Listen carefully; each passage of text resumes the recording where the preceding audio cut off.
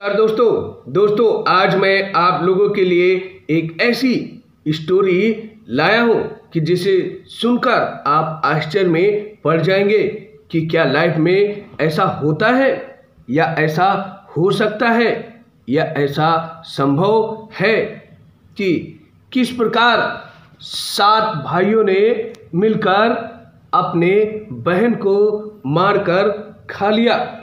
आज ऐसी ही स्टोरी आप लोगों को मैं सुनाने वाला हूं। तो आइए स्टोरी को शुरू करते हैं। तो किसी गांव में एक खुशहाल परिवार रहता था। उस परिवार में 10 सदस्य थे, जिसमें 7 लड़के और 1 लड़की और माता पिता रहते थे, जो काफ़ी खुशहाल थे और वो अपने बच्चों का पालन पोषण शिकार करके करते थे।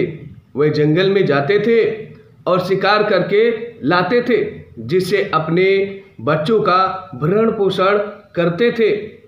धीरे धीरे वो लोग वृद्ध होते गए और इस संसार को छोड़कर उनके माता पिता चले गए। अब ये जिम्मेदारी उन 7 भाइयों पर आ गई कि वो लोग शिकार करके लाएं और अपने बहनों का पालन पोषण करें। यही प्रक्रियाएं होती रही। सुबह उठना, जंगल में जाना, शिकार करना और वहाँ से फिर जानवर को लाते थे और घर पे बहन पकाती थी। फिर 8 मिलकर उसे बड़े स्वाद के साथ खाते थे। निरंतर यही कार्य होता था। एक दिन की बात है, जब 7 भाई शिकार करने के लिए जंगल में गए और शाम को लौटने का वक्त हो चुका था। उसकी बहन खाना बना रही थी, यानी खाना बनाने का सारा इंतजाम कर रही थी। वो सोच रही थी कि आज क्या बनाऊं। वो साग बना रही थी, जिसमें उसे काटते वक्त उसकी उंगली कट जाती है। वो परेशान हो जाती है कि उसके भाई इस रक्त को देखेंगे तो परेशान होंगे, पूछेंगे कि ये रक्त कहाँ से आया और कैसे आया। वो सोचने लगी कि इसे मैं अपने दुपट्टे में पोंछ दूं।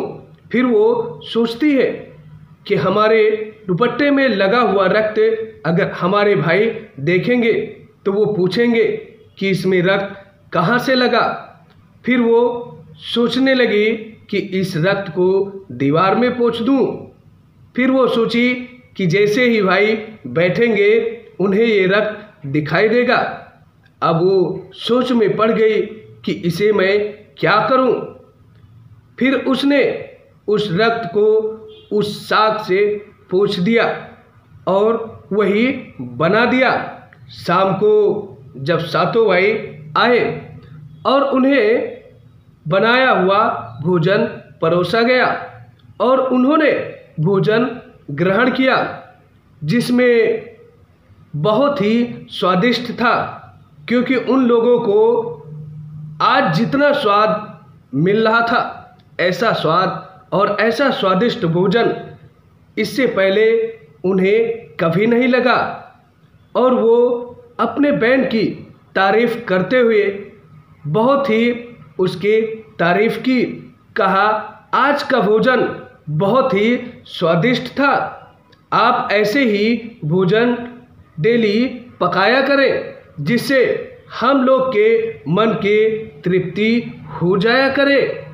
आज का भोजन बहुत ही अच्छा था। इतना कहकर वो 7 भाई सोने चले गए। सुबह होते ही वो 7 फिर शिकार पर चले गए।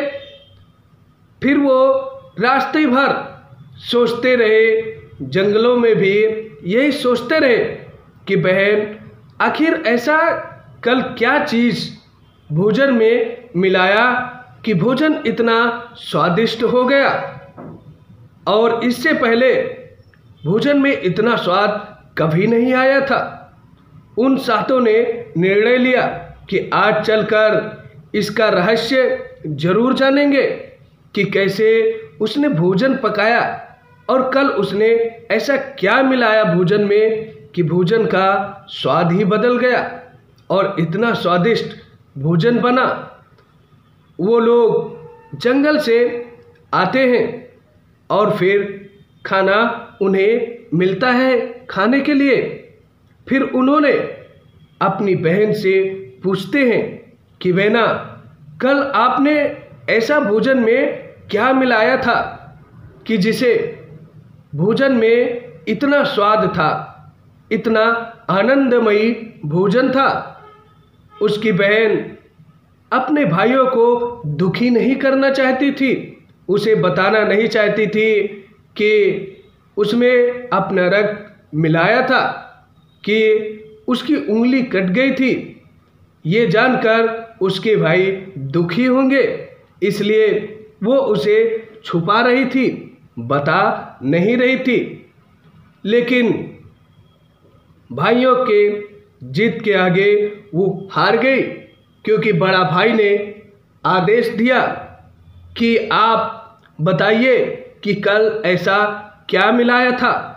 फिर बहन ने उन्हें सारी चीज़ें बताती है, सारी घटनाएं उन्हें समझाती हैं और बताती है कि हमारा उंगली कट गया था, जिससे मैंने उसे उसमें मिला दिया था। अब सातों भाई बहुत ही आश्चर्य में पड़ जाते हैं और खाना खाने के बाद वो लोग विश्राम के लिए जाते हैं और रात भर सोचते हैं कि जिसकी खून इतना स्वादिष्ट है, एक उंगली, उसका पूरा मांस कैसा होगा और कितना स्वादिष्ट होगा। सातों भाई यही सोचने लगे और विचार करने लगे कि कैसे इसे मारकर खाया जाए और कैसे इसके स्वाद लिया जाए कि जिससे भोजन पूरा आनंद से भर जाए। फिर सातों ने यह निर्णय लिया कि कल ऐसा ही करेंगे, जिसमें सबसे छोटा भाई वो यह निर्णय सुनकर बहुत ही विचलित हो उठा। वो उसे सहमत नहीं था और अपनी बहन को बचाना चाहता था, पर वो विवश था, क्योंकि एक तरफ वो अकेला था और एक तरफ वो 6 लोग थे। वो कर भी क्या सकता था, क्योंकि अगर वो उन्हें समर्थन नहीं करता तो वो लोग उसे मार देते। वो अपनी बहन की जान तो बचाना चाहता था, पर बहुत ही विवश था। सुबह हुई और वो सातों लोग शिकार के लिए जंगल में चले गए। वहाँ पर काफ़ी दूर जाने के बाद एक टीले पर उन्होंने एक मचान बनाया, जिसमें फिर वो शाम को घर आते हैं और फिर दूसरे दिन अपनी बहन को भी ले जाने के लिए कहते हैं और कहते हैं कि अब आप बड़ी हो गई हैं, मैं आपके लिए एक लड़का देखा हूँ और आज हम उसे देखने जा रहे हैं। हम चाहते हैं कि आप भी हमारे साथ चलें और अपना ससुराल देख लें। इतना सुनकर बहन बहुत खुशी होती है और वो जल्दी जल्दी तैयार होकर अपने भाइयों के साथ चल देती है। चलते चलते काफ़ी समय बीत जाता है। फिर वो कहती है कि अभी कितना दूर है मेरा ससुराल। उसके बाद फिर भाई कहते हैं, उस टीले को दिखाते हैं और कहते हैं कि वहाँ है, वहाँ पर आप राज करोगी। इतना सुनकर वो काफ़ी खुशी होती है और वहाँ पहुँचते ही बड़े भाई ने आदेश देता है कि इसे बांध दो और वो लोग उसे बांध देते हैं। छोटा भाई ऐसा नहीं चाहते हुए भी उसे करना पड़ता है, क्योंकि वो तो अपनी बहन को बचाना चाहता है, पर उसे बचा नहीं पाता क्योंकि वो अकेला बेवश हो जाता है और उसे उस खंभे में बांध दिया जाता है। उसके बाद फिर सभी लोग उस पे निशाना लगाने के लिए रेडी हो जाते हैं। बड़े भाई निशाना लगाते हैं, फिर बहन बेवश हो जाती है और उसे अपने जान बचाने का कोई तरीका नहीं सूझता है। वो ईश्वर से प्रार्थना करती है कि अब आप ही हमारी जान बचा सकते हैं, और वो कहती है कि बचपन से आज तक आप लोगों को मैंने खिलाया पिलाया, आप लोगों की सेवा की। ये बातें सुनकर वो भाई अपने लक्ष्य को नहीं भेद पाता है और तीर उसे नहीं लगती है, वो चूक जाता है। इसी प्रकार फिर दूसरा भाई उसे भी यही चीज़ें कहती है। ऐसे ही निरंतर 6 भाइयों तक कहती है और 6 के 6 भाइयों का निशाना चूक जाता है। वो लोग विचलित हो जाते हैं। फिर नंबर आता है 7वें भाई का, और वो 6 भाई उससे कहते हैं, देख पूरे ताकत के साथ निशाना लगाना, और यदि तेरा निशाना चूक गया तो उसके बदले आज तुझे हम 6 भाई मिलकर मार डालेंगे और तुझे भी नहीं छोड़ेंगे। इतना सुनकर बहन बेहोश हो जाती है। वो अपनी भाई की जान बचाने के लिए वो ईश्वर से प्रार्थना करती है कि हमारा छोटा भाई लक्ष्य भेदने में सफल हो जाए और उसकी तीर निशाने पर लगे, जिससे उसकी जान बच जाए। और होता ही कुछ ऐसा ही है कि छोटा भाई लक्ष्य भेदने में सफल हो जाता है और उसके बहन के प्राण निकल जाते हैं। वो उसे फिर सातों मिलकर उसे बनाते हैं और छोटे भाई को आदेश देते हैं कि जाकर पास कहीं से पानी और पत्तल लेकर के आए, जिसे खाने में अच्छा स्वाद रहे। वो जाकर आसपास की जगहों से खाने बनाने की सारी व्यवस्थाएं करता है और वहाँ से वो केकड़ा और मछली भी ले आता है और फिर आकर के भोजन को बनाता है, जिसे मिलकर सभी लोग खाते हैं। फिर वो छोटा भाई क्या करता है कि सभी को पत्तल देता है और सभी के आगे चावल और बहन का मांस परोसता है, और अपने पत्तल में जहाँ पर उसका स्थान रहता है वो उसके नीचे एक छोटा सा गड्ढा खोद देता है और उसके ऊपर वो पत्तल रख देता है और वहाँ पर भी वो परोसता है बहन का मांस। फिर जो केकड़ा और मछली लाता है वो भी साइड में रखता है और बैठ जाता है।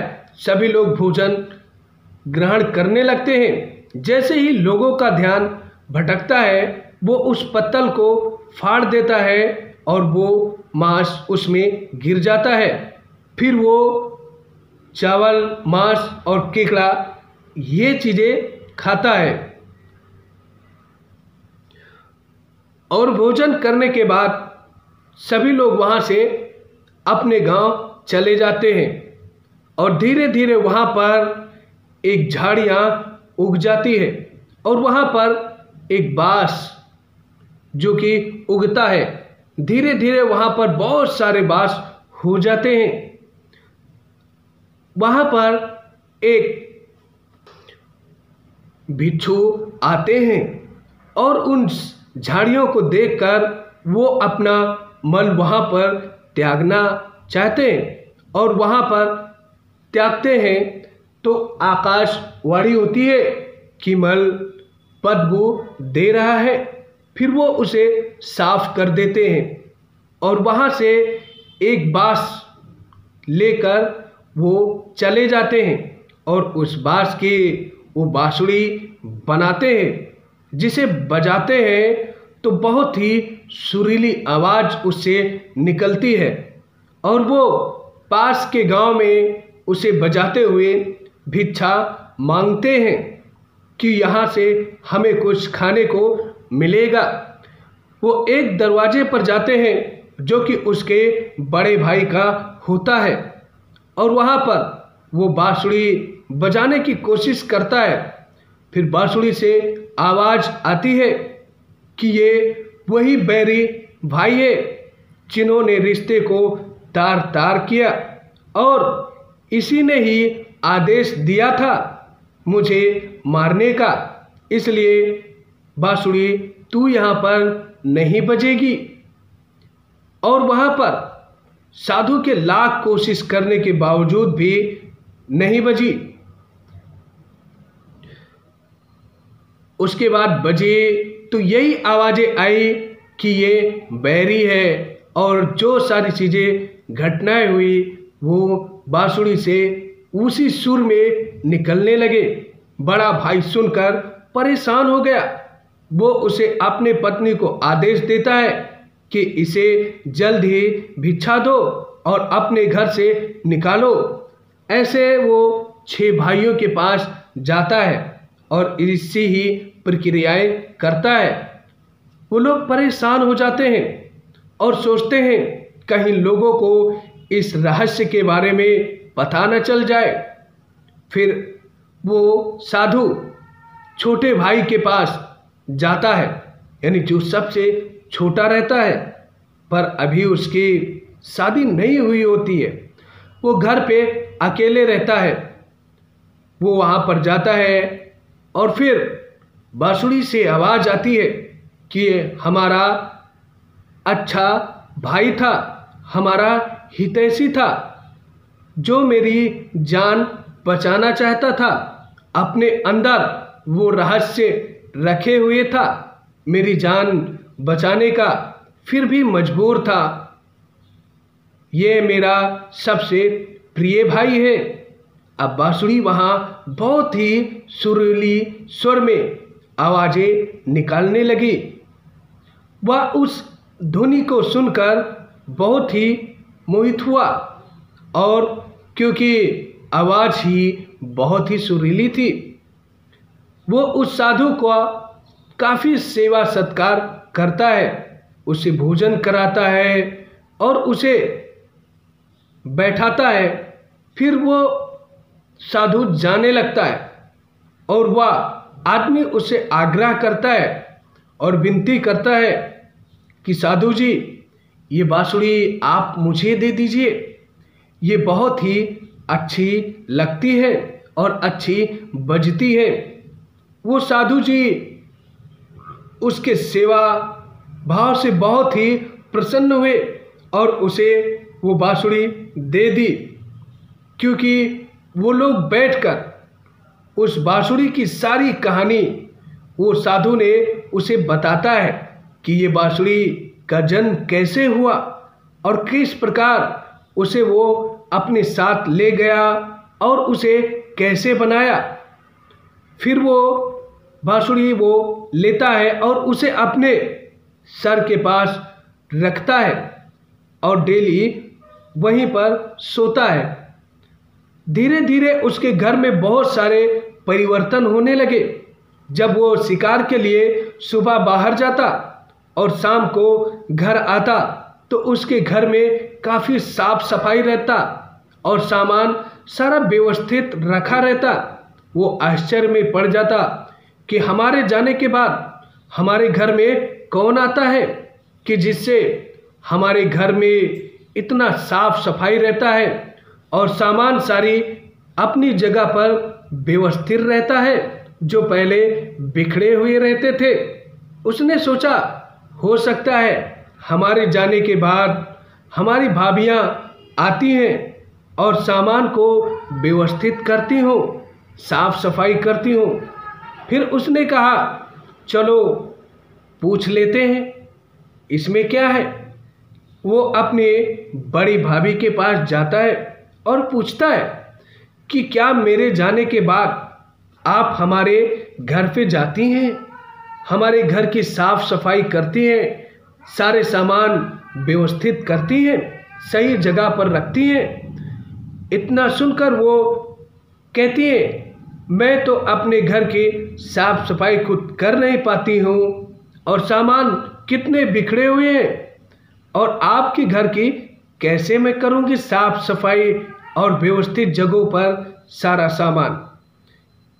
उसने एक एक करके 6 भाभीियों से पूछा, पर उसने सभी ने इनकार कर दिया।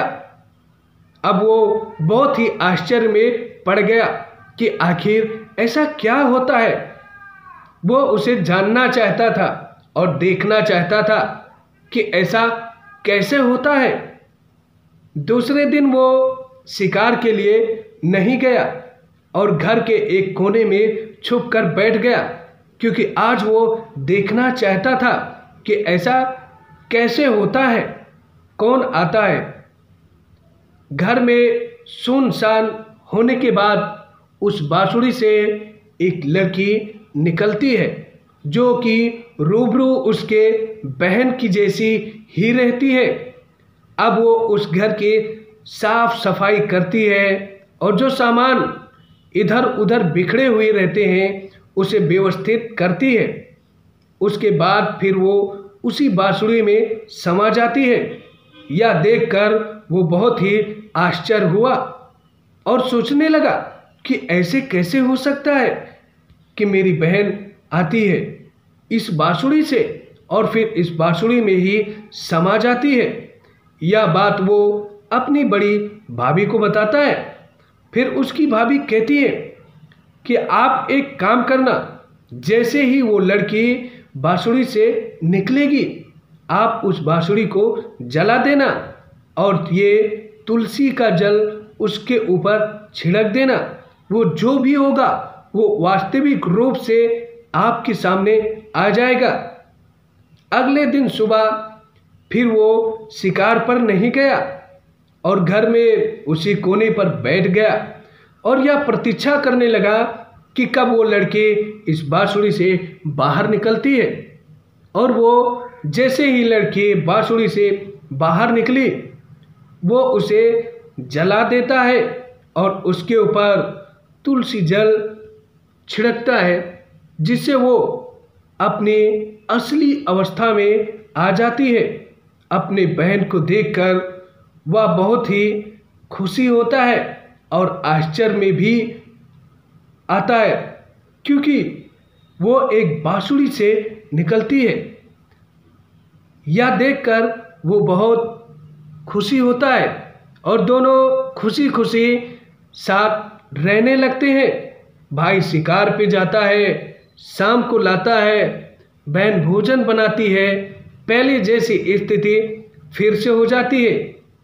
दोनों भाई बहन प्यार से रहते हैं। दोस्तों, मेरा ये स्टोरी आप लोगों को कैसी लगी?